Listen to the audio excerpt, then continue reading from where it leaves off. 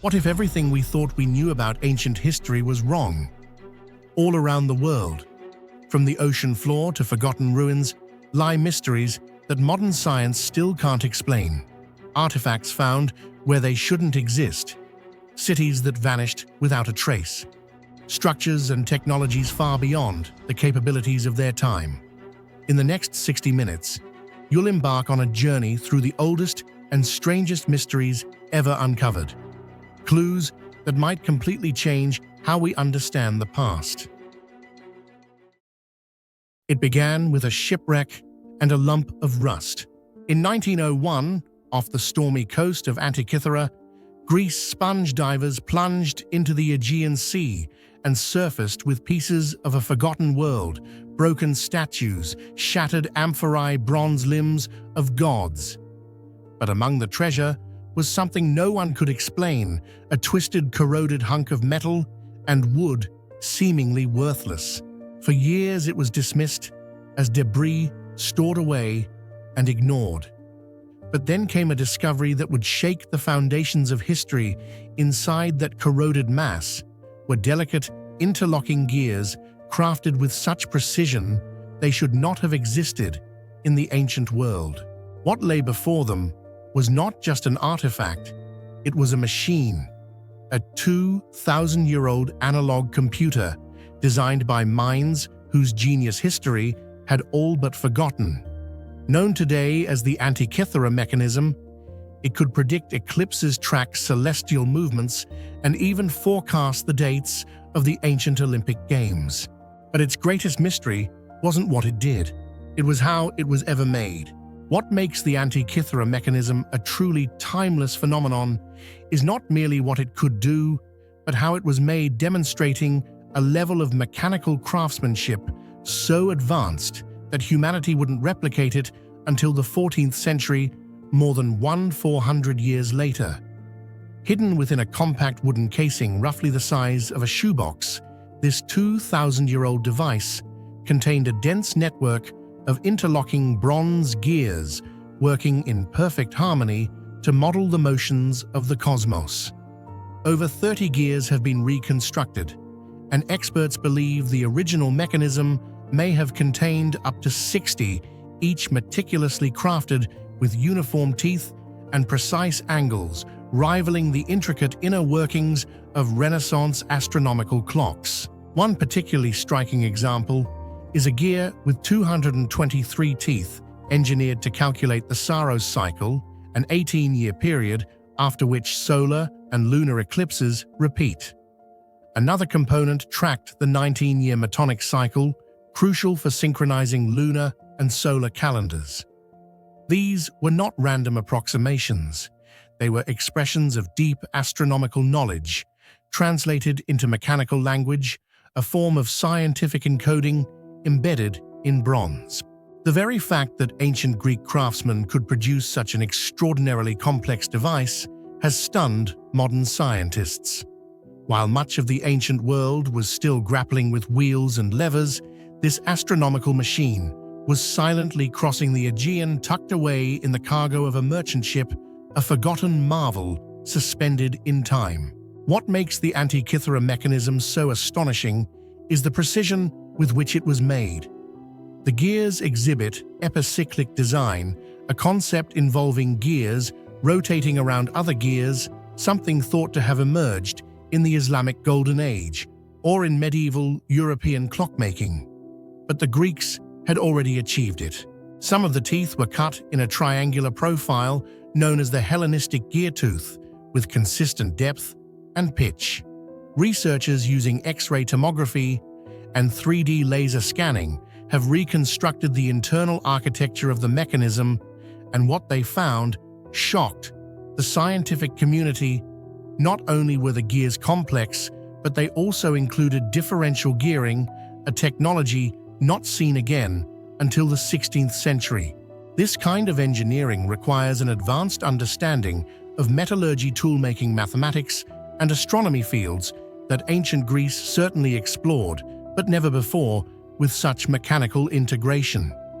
The implication: that Hellenistic scientists and artisans possessed a level of craftsmanship and interdisciplinary knowledge that modern historians had long underestimated.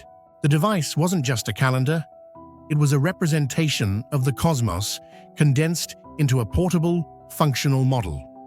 On the front, a dial displayed the 365-day Egyptian calendar overlaid with the zodiac. Hands pointed to the positions of the sun and moon, including lunar phases. On the back, spiral dials tracked the Saros and Metonic cycles. Another dial predicted the dates of the ancient Olympic Games. More controversially, some researchers proposed the mechanism also modeled planetary motion, including retrograde movements, by accounting for non-uniform orbits, implying knowledge of celestial mechanics that foreshadowed Kepler's laws. In essence, the Antikythera mechanism was not just a timekeeper, but a physical expression of the universe, as it was understood by ancient science, a fusion of empirical observation mathematics and mechanical ingenuity. Despite its sophistication, we still don't know who made the Antikythera mechanism or exactly where. Some theories point to Rhodes, a center for astronomy and mechanics in the Hellenistic world. The famed astronomer Hipparchus may have contributed to the mathematical principles behind its design. Others believe it may descend from the intellectual lineage of Archimedes, who was known to have built planetary models centuries earlier. The writing on the mechanism, a kind of instruction manual, suggests it was meant for practical use, not mere display. Whoever built it intended it to be understood and operated, which raises an even deeper question. If one such device existed, could there have been more? The Antikythera mechanism is not only a marvel, it's a tragedy. Its very existence suggests that mechanical science may have reached astonishing heights in the ancient world, only to vanish for over 1,000 years. When the Roman Empire fell, so too may have fallen the artisans and scholars who knew how to build such machines. No other artifact like it has been found.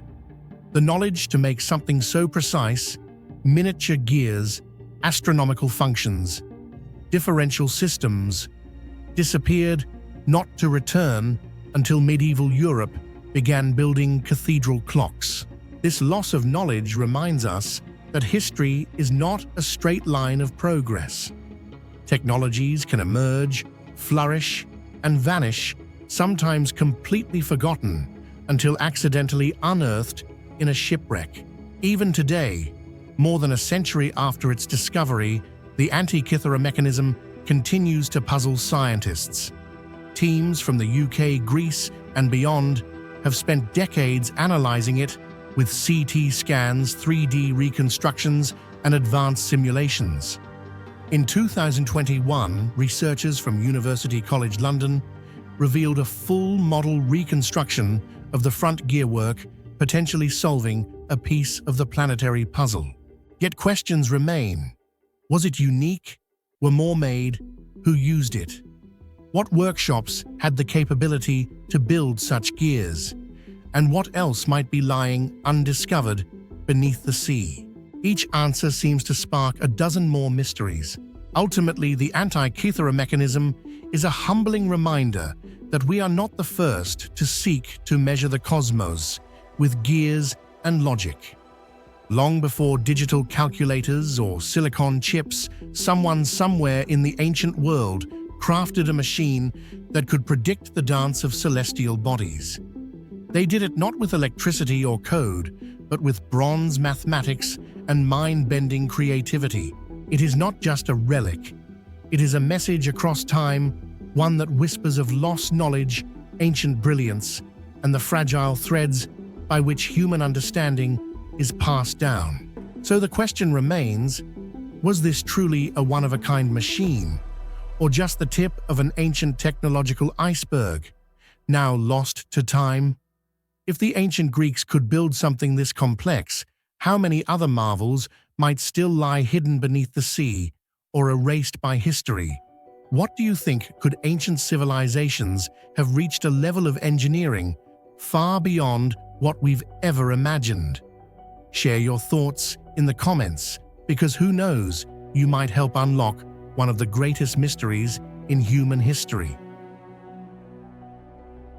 There's a place on India's southeastern coast where stone speaks, legends breathe, and the ocean hides secrets older than memory. Welcome to Mahabalipuram, a city born from rock and myth, where gods were carved into cliffs and history was swallowed by the sea. For over 1,000 years, whispers have told of 7 majestic temples that once stood proudly along the Bay of Bengal. But today, only one remains above water, the famed Shore Temple. The other 6 said to have been claimed by the ocean, lost to time in a cataclysm that blurred the line between myth and reality. But what lies on land is perhaps even more astonishing. A collection of temples carved not with bricks or mortar, but from single massive blocks of stone, each a masterpiece of precision vision and ancient genius.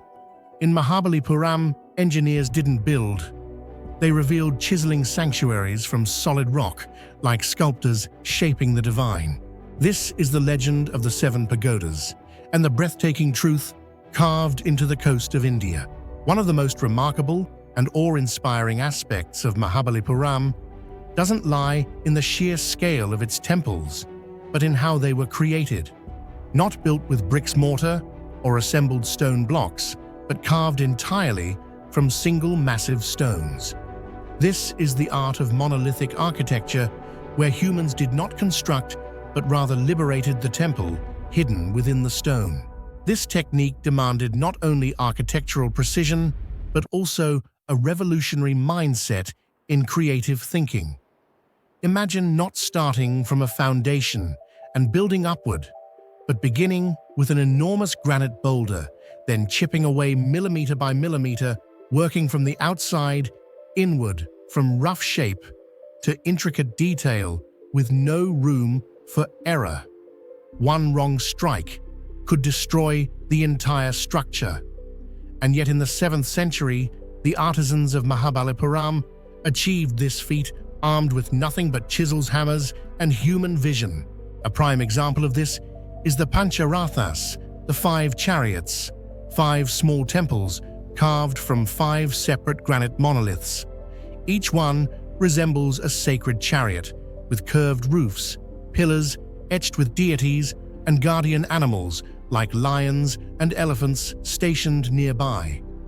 What's astonishing is that none of these were assembled. There are no joints, no construction seams. Every detail was revealed from within the rock, as if the artist merely freed the form already hidden inside. Unlike most ancient architecture in the world, which was built layer by layer, the artisans here reversed the process.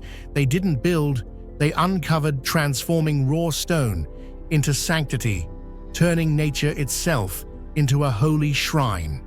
They were not just builders, but artists, thinkers, spiritual craftsmen, all embodied in one hand. Today, even with modern tools and 3D design software, such a technique remains a formidable challenge. Yet over 1,000 years ago, with only raw hands and pure intellect, these individuals carved into stone a legacy that time has yet to erase. This architectural marvel can be traced back to the Pallava dynasty, particularly during the reign of King Narasimhavarman, known as Mahamalla, in the 7th century CE. Under his patronage, Mahabalipuram became a hub of religious, cultural, and artistic activity. The king envisioned a sacred landscape that celebrated the stories of Hinduism, especially those from the Mahabharata and Ramayana, and the temples were designed as physical embodiments of these epics. In this context, the rock-cut architecture was not just a feat of engineering, but a spiritual statement. By carving the divine directly into the earth, these temples blurred the line between nature and religion, between the mountain and the deity.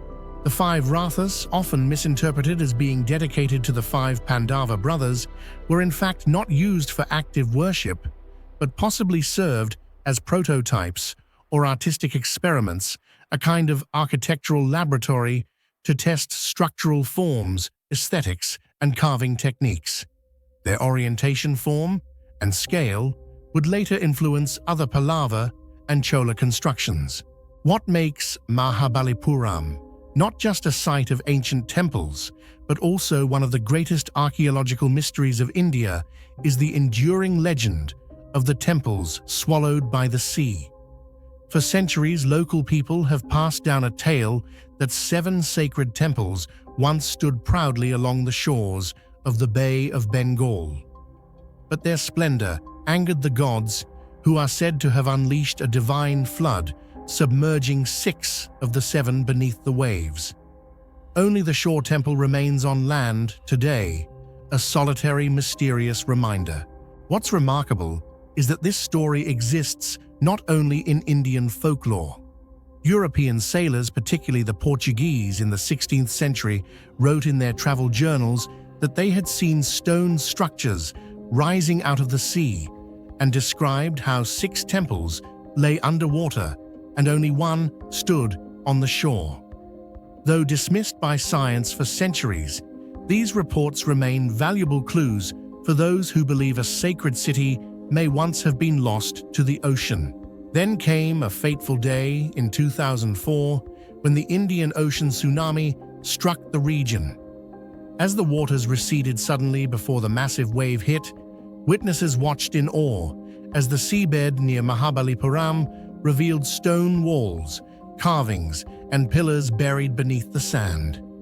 Eyewitnesses described seeing eroded sculptures, vivid evidence that something had once stood there only to be forgotten beneath the waves. This astonishing event prompted international archaeologists to launch a deeper underwater investigation. Sonar scans and diving expeditions uncovered aligned structures, large granite blocks, and temple-like foundations beneath the sea. All of these features strangely matched the descriptions of the 6 sunken temples. While no large-scale excavation has yet taken place, the findings rekindled serious belief that the legend could be real. Perhaps the 6 lost siblings of the shore temple still lie quietly beneath the offshore sediment, patiently awaiting rediscovery. And if that day comes, Mahabalipuram will be more than just a keeper of history. It will become proof that humanity's memory is sometimes buried but never truly lost. Recognizing its extraordinary cultural value, UNESCO designated the group of monuments at Mahabalipuram as a World Heritage Site in 1984. The site includes more than just the shore temple and 5 rathas.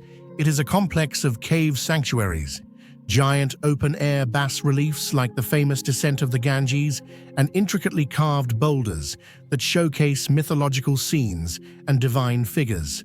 For modern-day visitors, Mahabalipuram is both a spiritual pilgrimage and a journey into the depths of human creativity. Walking through the complex, one can feel a palpable reverence, not just toward the gods these temples honor, but toward the minds and hands that made them. The sound of waves crashing against the temple walls, the sun rising over the Bay of Bengal, and the shadows cast by ancient carvings make for an almost timeless experience. It is as though the stones themselves remember stories that history books cannot tell. The 7 pagodas of Mahabalipuram represent a rare intersection where myth, history, architecture, and oceanography collide. The notion of temples hidden beneath the sea isn't just poetic, it's increasingly plausible. And even if only one pagoda now pierces the horizon, the mystery of the other 6 continues to stir the imagination. In the face of rising tides and fading records, Mahabalipuram remains defiant, not as a relic of the past, but as a living puzzle, reminding us of how much we still have to learn from those who carved their beliefs not into scrolls or songs, but into solid stone. What do you think truly lies beneath the waves of Mahabalipuram is the legend of the 6 sunken temples, just folklore, or a faded memory of a once thriving coastal civilization buried by time and sea? Share your thoughts in the comments. Do you believe in myth or only in what science can prove? And if the temples really do exist beneath the ocean, do you think they should be excavated or left untouched as part of something sacred and mysterious? We'd love to hear your perspective. Amid the sandstone and granite of Aswan, once a bustling quarry of ancient Egypt, lies a colossal structure, silent and weathered by time. This is the unfinished obelisk of Aswan, a massive stone monument that never left the place of its birth. It was never raised in a plaza, never stood in a temple, and bears no inscriptions honoring gods or pharaohs. Yet, in its unfinished state, it has become a living, untouched testament to the brilliant engineering of one of the greatest civilizations in human history. Had it been completed, the obelisk would have stood at around 42 meters tall, roughly the height of a 13-story building, and weighed over 200 tons, making it the largest monolithic obelisk ever attempted. This makes it not only a marvel in terms of scale, but also an immense technical challenge, even by modern standards. And yet ancient Egyptian stoneworkers, more than 3,500 years ago, set out to create it using no steel, no engines, only dolerite hammers, and a profound belief in human capability. Precisely because it was left unfinished, the entire process of quarrying, shaping, and stoneworking remains intact, like a book opened beneath the earth, chronicling every chisel strike and human touch. Nowhere else in the world do archaeologists get such intimate access to the large-scale construction methods of ancient Egypt. When standing before the unfinished obelisk in Aswan, you're not only overwhelmed by its colossal size, but also captivated by the thousands of tiny chisel marks covering its surface, inverted bowl-shaped impressions, each just a few centimeters wide, arranged in long, straight rows as if they were made by modern machines. But they weren't. These are the craftwork of ancient Egyptian stoneworkers who used dolerite, a material harder than granite, to strike, grind, and gradually shape this massive block of stone bit by bit. These chisel marks are more than just traces of labor.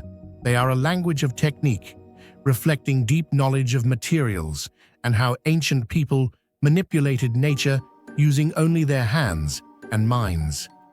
The Egyptians had no steel, no saws, no electricity, or engines. They relied on a simple yet effective principle: repetition with precision. Each manual strike was carefully calculated, accumulating over time to create parallel deep trenches, each about 60 centimeters wide and up to a meter deep, running the length of the obelisk. These trenches weren't just for shaping, they were a method for detaching the entire block from the bedrock. It was an incredibly delicate task. If a trench was misaligned, or the force misapplied, or if the granite's natural limits were exceeded, the entire structure could be ruined. And that's exactly what happened. A large crack appeared along the obelisk's body, forcing the entire project to be abandoned, even though it was nearing completion. Yet that failure became a miracle in itself. Had the monument been finished and transported, all evidence of how it was created would have been lost. But because it remained in place, unpolished, uncarved, untouched by final decoration, the entire original construction process was preserved, becoming a technological fossil of a great civilization. As a result, modern researchers can now retrace every step of those ancient engineers, from how they chose chisel points, divided surfaces, to how they handled each layer of stone. All of it remains visible like an eternal field diagram etched into granite, carving and shaping a massive block of stone like the unfinished obelisk was not only a technical challenge, it required a highly organized and large-scale labor system comparable to early forms of industrial production. At the granite quarry in Aswan, archaeologists have found clear evidence of labor teams working in shifts, each group responsible for a specific phase or area of the project. This wasn't just a few scattered stonemasons, it involved hundreds of workers operating simultaneously, working in close coordination under a predefined construction plan. The process didn't stop at rough shaping. The ancient Egyptians also performed detailed finishing directly on site. The obelisk's surfaces were smoothed, the edges rounded, and the angles precisely aligned, proving that this was not just a quarry, but a complete production workshop at the excavation site. In other words, the entire construction process, from detachment to shaping, refinement, and transport preparation, was carried out on location. Only once the piece was completed would they consider moving the enormous block. Around the obelisk, archaeologists discovered numerous heavily worn dolerite tools, many discarded at the edges of the monument, evidence of the massive consumption of materials and labor. Scientific estimates suggest that the shaping phase alone may have required tens of thousands of hours of manual labor, potentially spanning several years of continuous work. Looking at this unfinished monolith, we don't just see an abandoned project, we see clear evidence of a vast, efficient, and impressive organizational system operated by a civilization far more advanced in technical capability than it was long credited for. One of the greatest values the unfinished obelisk offers is its ability to completely disprove the fantastical theories surrounding ancient Egyptian construction techniques. There's no need for aliens' magic or lost technologies. The physical evidence left on this massive stone shows that every step was carried out by human hands, fully achievable and repeatable. Each chisel mark, each carved trench is the result of persistent labor and ancient technical intelligence. From these surviving traces, modern scientists have been able to reconstruct the original tools and methods, conduct laboratory experiments, and prove that the Egyptians could indeed shape an obelisk using only stone tools, given enough time and manpower. They didn't rely on mystery, they progressed through creativity, organization, and the extraordinary power of human labor. What makes the unfinished obelisk truly special is not the fact that it was abandoned, but that it reveals the entire process, from conception to failure, from ambition to reality. It is no longer just a monument to gods or a tribute to pharaohs. It is a living testament to engineering, organizational thinking, and pure manual labor. For this reason, many archaeologists view the site as a kind of stone-frozen construction site, a rare place where we can witness not only the materials, but also the thought process, work, organization, and execution, all carried out without any modern technology. It is a legacy of profound technical and human value far beyond the silent block of stone resting in the desert. The unfinished obelisk is not a failure, it is a living lesson. Though it was never raised in any plaza or temple, its incomplete state has opened a rare window into the very core of ancient engineering, untouched and unembellished. It lies there silent as a witness to time, as if whispering to future generations, "We had no machines, but we had intelligence, conviction, and the hands of humankind." What do you think would have happened if this monument had never cracked? Could the ancient Egyptians have successfully erected a 200-ton obelisk using nothing but simple stone tools? And if so, how would that change the way we view the technological capabilities of ancient civilizations? Share your thoughts in the comments. Do you believe in the ingenuity of early humans, or do you think there are still mysteries we have yet to uncover? Buried beneath centuries of earth In a quiet corner of coastal Maine, a small silver coin waited patiently to be found. It wasn't gold, it wasn't glittering, it wasn't even whole. But the moment it surfaced from the soil of an ancient Native American site, the world of archaeology was thrown into chaos. How could a Viking coin, minted nearly 1,000 years ago in medieval Norway, turn up in North America, hidden among pottery shards and tribal tools? How did this tiny relic from the old world find its way into the hands of a people who, according to history books, should never have seen it? This is the story of the Maine penny, an artifact so out of place, so out of time, that it threatens to unravel the very timeline of human discovery in the New World. A single coin that whispers of forgotten voyages, ancient trade, and the possibility that everything we thought we knew about who came first might be wrong. The coin was discovered in 1957 by a man named Guy Melgren at an archaeological site called Goddard, near the town of Brooklyn, Maine. This area had been a seasonal settlement for indigenous tribes such as the Mi'kmaq or Penobscot, and during the excavation, archaeologists uncovered many artifacts typical of native life between 1180 and 1235 CE, including pottery shards, stone tools, and traditional ornaments. Yet buried among these traces of local culture, they found something entirely out of place, an ancient silver coin with a distinctly medieval Norse design.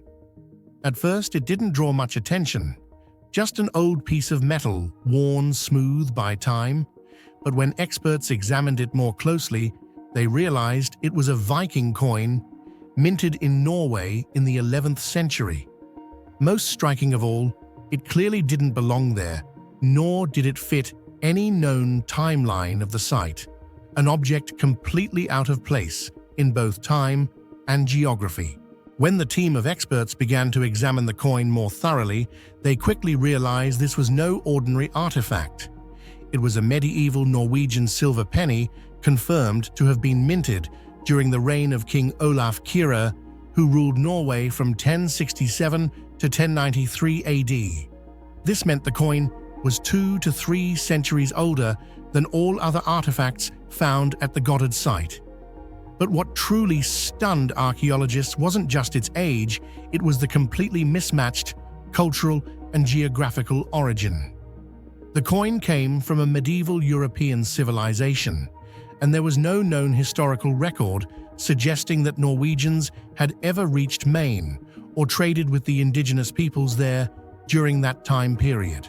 The most striking element was the timeline the coin was created nearly 400 years before Columbus's famous voyage to the New World in 1492. This not only raises questions about how such an object could have ended up in America centuries before the so-called Age of Discovery, but also threatens to upend one of the central pillars of Western historical narrative, that Columbus was the first European to set foot in the Americas. If the coin is genuine and truly arrived in Maine during that era, it's not merely an archaeological artifact, it could be a key to unlocking an alternate version of human history, one in which the Vikings may have ventured deeper and earlier into North America than anyone has ever officially recorded. For decades, the European narrative has largely revolved around Columbus as the first Old World explorer to discover the Americas. This notion, while romanticized in Western education, has long ignored the mounting evidence of Norse expeditions to North America. In fact, the ruins at L'Anseau Meadows in Newfoundland, Canada, unearthed in the 1960s, proved beyond doubt that Vikings had established a settlement in North America around the year 1000. But that outpost was thought to be limited in scope and time, a short-lived experiment that ended in retreat. The Maine penny challenges that idea. How could a coin from medieval Norway end up at a Native American site in Maine, hundreds of miles south of the only confirmed Viking settlement in Newfoundland? And more intriguingly, how could it have arrived centuries after it was minted. The very existence of this artifact suggests the possibility of a network of trade contact or even transcontinental migration taking place nearly 500 years before Columbus's famous voyage. This timeline alone threatens to undermine the entire Western narrative of who truly discovered the New World first. Of course, not everyone accepts the theory of a Viking presence in Maine. Many skeptics argue that the coin may have been dropped in the area during modern times, perhaps by a collector, a tourist, or someone who unknowingly brought the artifact from Europe. However, this argument is becoming increasingly unconvincing. There is no evidence of modern intrusion at the excavation site, and the archaeological work at the Goddard site was conducted carefully following strict scientific standards. More importantly, the coin was found in the same stratigraphic layer as other medieval indigenous artifacts, indicating that it wasn't a recent addition, but had likely rested in the soil for centuries. This makes the accidental drop hypothesis scientifically weak and difficult to support. Others argue that the coin could have traveled south through indigenous trade routes stretching from the northern coasts of Canada. This would imply that native tribes engaged in sophisticated long-distance trade networks capable of moving goods over vast distances, including rare items like a single Viking coin. If true, this would not only confirm contact between Vikings and Native Americans, but also reveal the complexity and scale of indigenous commerce, a facet often underappreciated in colonial narratives. Moreover, the Maine penny is the only pre-Columbian Norse artifact ever found in the continental United States. That makes it both precious and problematic. Its singularity is a double-edged sword. On one hand, it could be viewed as a fluke or hoax. On the other, it could be the tip of an archaeological iceberg, yet to be discovered. In this sense, the coin becomes more than metal.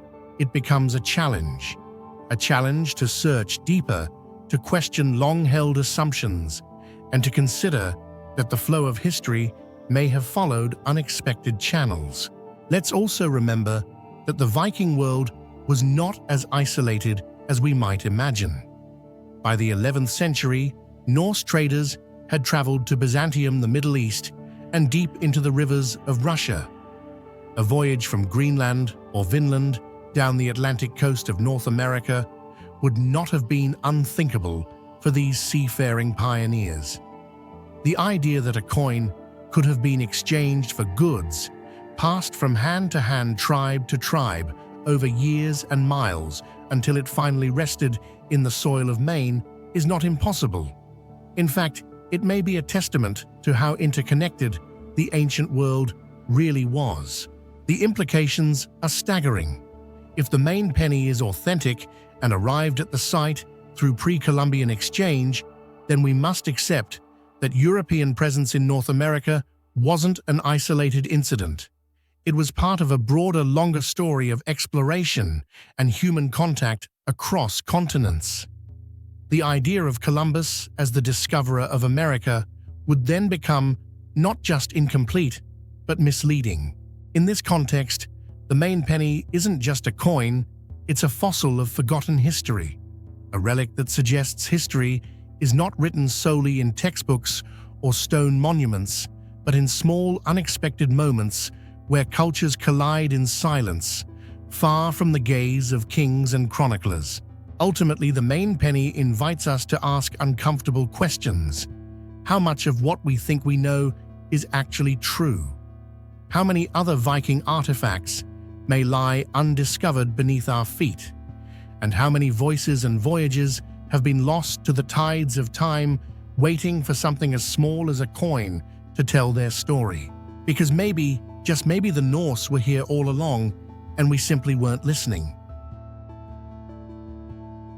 Hidden deep within the arid cliffs near the Dead Sea, an ancient inscription etched into metal stunned the world. It wasn't scripture, it wasn't myth, it was a guide to tons of buried gold and silver hidden for thousands of years. Among the hundreds of ancient manuscripts unearthed in the mid-20th century, what archaeologists now call the Dead Sea Scrolls, there was one scroll unlike any other. Not written on leather, not penned by hand, it was engraved onto pure copper, as if its creator intended it to last forever. And this text didn't speak of gods, it spoke of treasure. It listed in astonishing detail 64 secret locations where gold, silver, and precious ingots were hidden treasures that to this day have never been found. A treasure map that no one can decipher. They call it the Copper Scroll, and it may just be the oldest unsolved treasure map in the world. In 1952, inside Cave 3, near the Qumran region by the Dead Sea, archaeologists uncovered a truly unprecedented artifact, a scroll not made of papyrus or animal skin, like the other Dead Sea Scrolls, but instead engraved directly onto two thin sheets of copper, a metal alloy of copper mixed with a small amount of tin. Over thousands of years, the metal had become so brittle that it couldn't be unrolled without breaking, forcing experts to cut it into 23 separate strips just to read its contents. And once the ancient inscriptions were deciphered, the surprise deepened. Unlike the other scrolls filled with religious texts, prophecies, or moral laws, this one resembled a treasure inventory, dry, precise, and methodical. Each entry described the location of a large quantity of gold, silver, or precious metals with specific directions. In the ruin, in the Valley of Achor, under the steps going east, 42 talents lie buried beneath the large cistern. In total, the Copper Scroll lists 64 separate locations, believed to contain over 60 tons of precious metals, enough to alter the economic fate of an entire small nation. But what has baffled scholars most is the unanswered question, who did this treasure belong to? Why was it hidden? And where is it now? What makes the Copper Scroll truly strange is its tone, which is completely unlike any other ancient manuscript. It contains no metaphors, no religious symbolism, and no theological commentary. Instead, each line reads like a set of practical, concise, and direct instructions, as if it were written for someone already familiar with the locations being described. It doesn't sound like myth or folklore, it reads like a precise set of directions. But it's precisely this blunt, emotionless tone that deepens the mystery who wrote it and who was ever meant to understand it. The language used in the Copper Scroll has also sparked considerable debate. The text is written in a non-standard form of ancient Hebrew, featuring numerous grammatical errors, inconsistent structure, and a utilitarian, unrefined style. Some scholars believe that the writer was not a professional scribe, but possibly a metalworker, a craftsman, or a member of the temple priesthood, someone who knew the locations of the treasures but lacked formal training in writing. Others argue that this linguistic awkwardness was intentional, designed to obscure the message from outsiders. Even more intriguingly, many of the units of measurement and place names mentioned, such as Valley of Achor or Asla, do not appear in any other known ancient sources. This has led some researchers to suggest that the scroll may reference a coded map system or perhaps even a forgotten landscape erased from human memory by time. Many researchers believe the treasure described in the Copper Scroll once belonged to the Second Temple in Jerusalem, the central site of Jewish worship, before it was destroyed by the Romans in 70 CE. In this theory, priests or rebels aware of the coming destruction hid the temple's sacred treasures in the wilderness and recorded the locations in the Copper Scroll for a future generation. But if so, why hasn't even one of the 64 treasures ever been found? Some believe the Romans may have located and seized the caches. Others suspect that they were retrieved and reburied elsewhere in secret. But perhaps the most tantalizing possibility is this: they are still out there. For decades, everyone from professional archaeologists to amateur treasure hunters has tried to decipher the Copper Scroll. Numerous expeditions have been launched into the Jordan Valley and the Judean desert areas believed to match the descriptions in the text. Some teams even claimed to have discovered caves with traces of gold bars during the 1950s, but no concrete evidence was ever preserved to confirm these claims. To this day, not a single treasure from the 64 listed locations has been found. Gradually, some in the academic community began to suspect that the Copper Scroll might be an archaeological dead end. Yet there are still those who believe that the secret is out there, waiting for someone with enough patience and insight to uncover it. More than 70 years since its discovery, the Copper Scroll remains an unsolved mystery. All 64 treasures listed in the text with their specified weights, distances, and locations have yet to be definitively identified. Strangely, the scroll's instructions are both incredibly detailed and frustratingly vague. They describe amounts of gold, digging depths, directions of staircases, even place names, but offer no accompanying map or tool to aid in the search. The more one reads, the more questions arise instead of answers. Were the place names deliberately encoded? Were some of the locations meant to mislead, protecting the real caches? Some scholars theorize that there was once a second scroll, perhaps containing maps or annotations, which has since been lost or destroyed. A bolder theory suggests the Copper Scroll was never meant to be solved, but rather served as a form of spiritual or political resistance, more symbolic than literal. Others propose that the scroll does not describe a single hoard, but rather multiple treasures hidden by different groups during a time of upheaval. In this view, the text is a collective memory, a kind of resistance ledger carved into metal, intended for a future that may never come. To this day, the Copper Scroll continues to captivate archaeologists, historians, codebreakers, treasure hunters, and even conspiracy theorists. It stands as a vivid paradox in the world of archaeology, a real artifact, readable, tangible, and clearly documented, yet it leads to a journey with no destination. It promises vast treasures, and yet no one has ever touched even a fragment of it.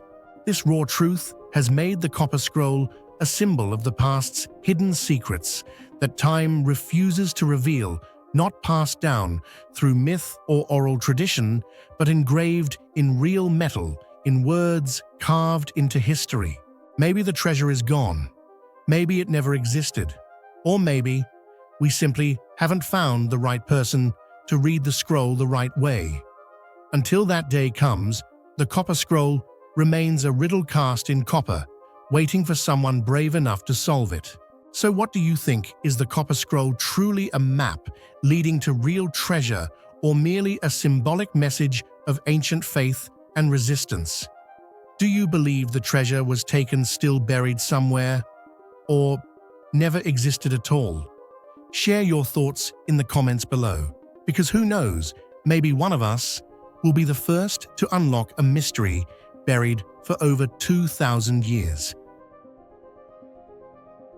Imagine a civilization so advanced that its cities had sewage systems centuries before Rome, standardized bricks across thousands of kilometers, and urban planning that modern engineers still admire. Now imagine that same civilization, vanishing without war, without fire, without even a word of explanation. This was the Indus Valley civilization.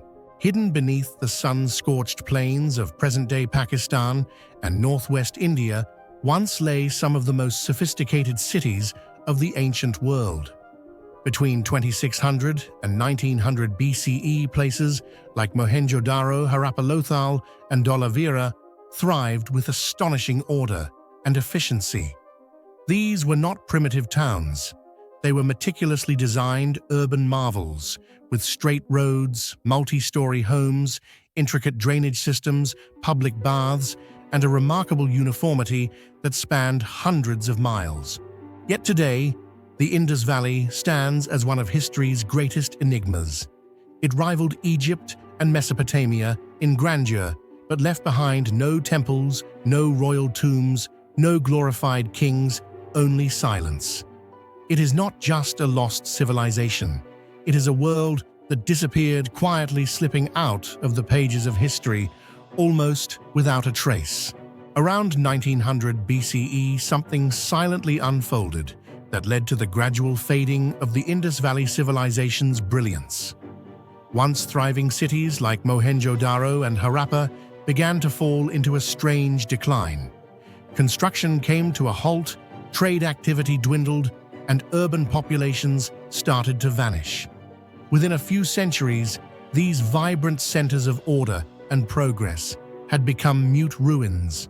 What's most shocking isn't the scale of the collapse, but its silence. There's no evidence of warfare, no signs of devastating fires, no mass graves from disease.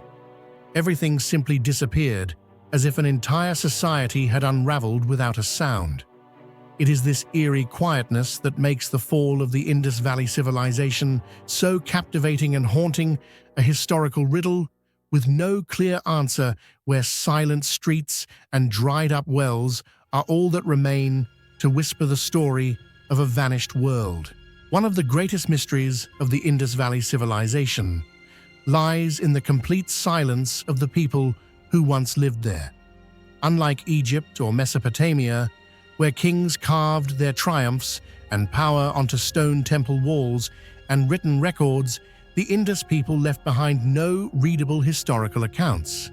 They had their own writing system inscribed on thousands of small seals pottery and tools, yet it remains undeciphered to this day. This has left historians in the dark about their daily life, religion, political structure, and even the reasons behind their decline. No names of rulers, no record of events, no chronicles or prophecies. We are forced to reconstruct their history from scattered remnants, a brick-built house, a buried drainage system, a shard of pottery etched with an animal. It is a strange civilization, one that reached a high level of urban sophistication, yet left no clear voice for posterity. And it is this silence, more than anything else, that has turned them into one of the most haunting ghosts of the ancient world. What we do know paints a picture of remarkable societal advancement. The uniformity of brick sizes across cities hundreds of kilometers apart suggests a standardized system, possibly even centralized planning.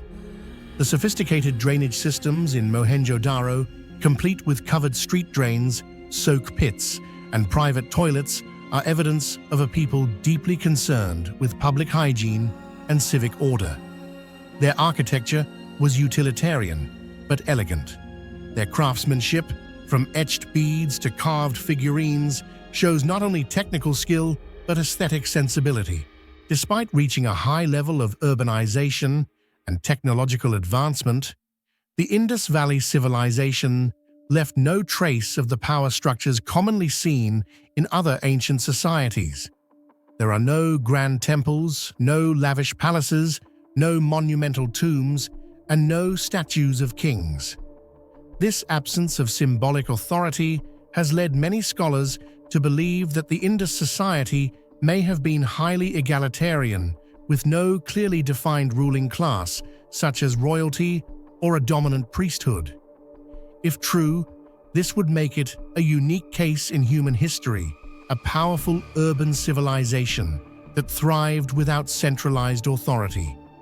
Yet despite its progress and apparent peace, it still vanished.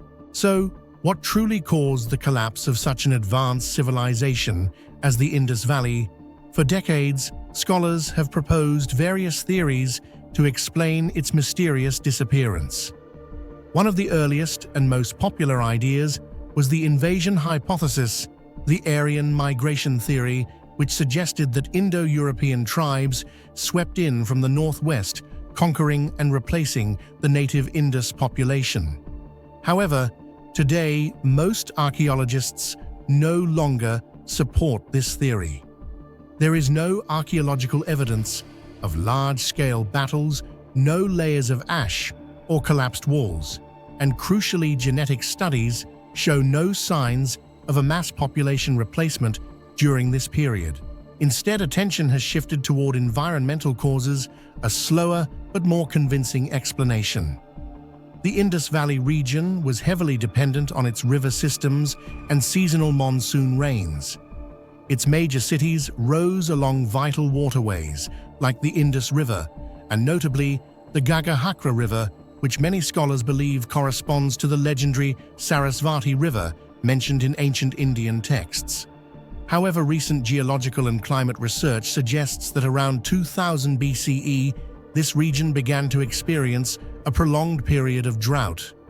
Monsoon patterns weakened significantly, rivers changed course or dried up, and the once fertile land became arid, unable to sustain agriculture as before.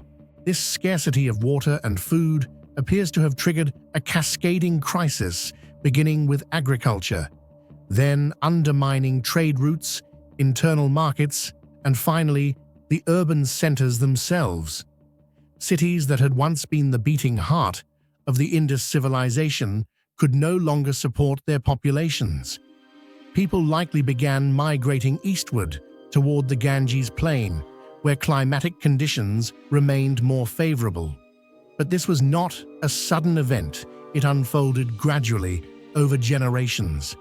There was no dramatic catastrophe, no apocalyptic turning point, just a quiet, step-by-step retreat, like a fabric slowly unraveling rather than being torn apart. In the end, the collapse of the Indus Valley civilization stands as a powerful lesson in humanity's fragility in the face of nature. It was not destroyed by swords or disaster, but by the slow, relentless forces of climate-shifting rivers and time itself. Even today, the traces of the Indus civilization are buried under centuries of soil and time. Mohenjo-Daro is now threatened by saltwater erosion and rising groundwater. Harappa has been partially lost to railway construction during British colonial times. Countless other sites remain unexcavated. What secrets they hold, what clues to the civilization's rise and fall, remain hidden beneath the surface. But one thing is clear: the Indus Valley civilization was not a primitive culture lost in the mists of time. It was a vibrant, complex, and intelligent society. Its people built cities that were models of order and cleanliness. They engaged in long-distance trade with Mesopotamia. They mastered craft and engineering. And then, despite all their achievements, they faded into history, leaving behind no written laments, no tales of doom, just silent streets and abandoned wells. Their story reminds us that even the most advanced societies are not immune to change. Whether through climate internal shifts or slow erosion of infrastructure and belief systems, civilizations can wither sometimes so quietly that only the stones remember. In the end, the Indus Valley civilization remains one of history's most enigmatic disappearances. A vanished world, a silent lesson, a mirror held up to the fragility of human achievement. Could the collapse of the Indus Valley civilization be a warning to modern society that no matter how advanced we become, we still cannot fully control nature? Or perhaps there is a deeper hidden cause we have yet to uncover, buried beneath layers of ancient earth. What do you think is the most convincing explanation for this mysterious disappearance? Share your thoughts below. We'd love to hear your perspective. Can you believe that beneath the grey waves of today's North Sea, an entire world once existed?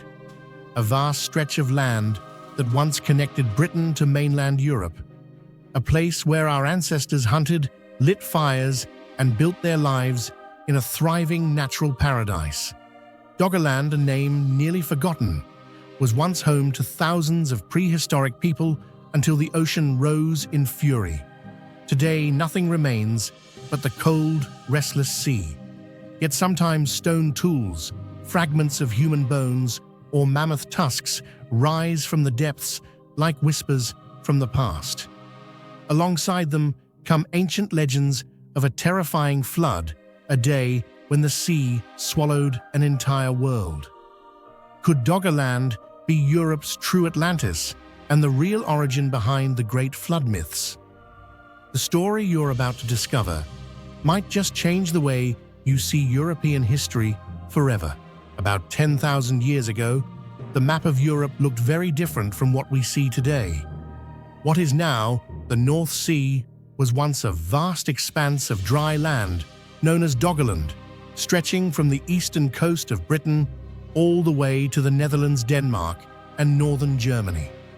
As the last ice age came to an end, glacial melt caused the region's climate to become surprisingly temperate and hospitable. Rather than being a frozen desert or flooded swamp, Doggerland was a lush, fertile plain filled with dense forests, sweeping grasslands, flowing rivers, and natural freshwater lakes. It was a vibrant paradise for early Mesolithic hunter-gatherer tribes. Interestingly, Doggerland was not a mythical island like Atlantis, but rather a real and integral part of the European continent, serving as a land bridge that connected Britain to mainland Europe. This meant that prehistoric peoples could freely travel between areas that today include Scotland, the Netherlands, and Denmark without the need for boats. Thanks to modern seabed radar and digital reconstructions, scientists have determined that Doggerland may have spanned tens of thousands of square kilometers, perhaps even larger than present-day England. Doggerland was not just a human habitat, it was also an ecological stage for a host of Ice Age megafauna, woolly mammoths, ancient bison, giant deer, and large flocks of migratory birds. These findings indicate that Doggerland was significant, not only geographically, but also as a critical biological and cultural link in the evolution of early European civilization. Doggerland did not disappear overnight. After the end of the Ice Age, melting glaciers from the vast ice sheets in the northern hemisphere caused global sea levels to rise gradually over thousands of years. Due to its low and flat terrain, Doggerland was one of the first regions to be affected. Fertile lands, dense forests, and human settlements were slowly transformed into marshes and then into open sea. The communities living there were forced to retreat to higher ground, gradually moving inland or to safer areas on the European mainland. However, around 6200 BCE, an unexpected geological disaster struck an event known as the Storegga Slide. This was a massive underwater landslide off the coast of Norway, so large in scale that it triggered a tsunami tens of meters high, sweeping across the North Atlantic and crashing directly into the Doggerland region.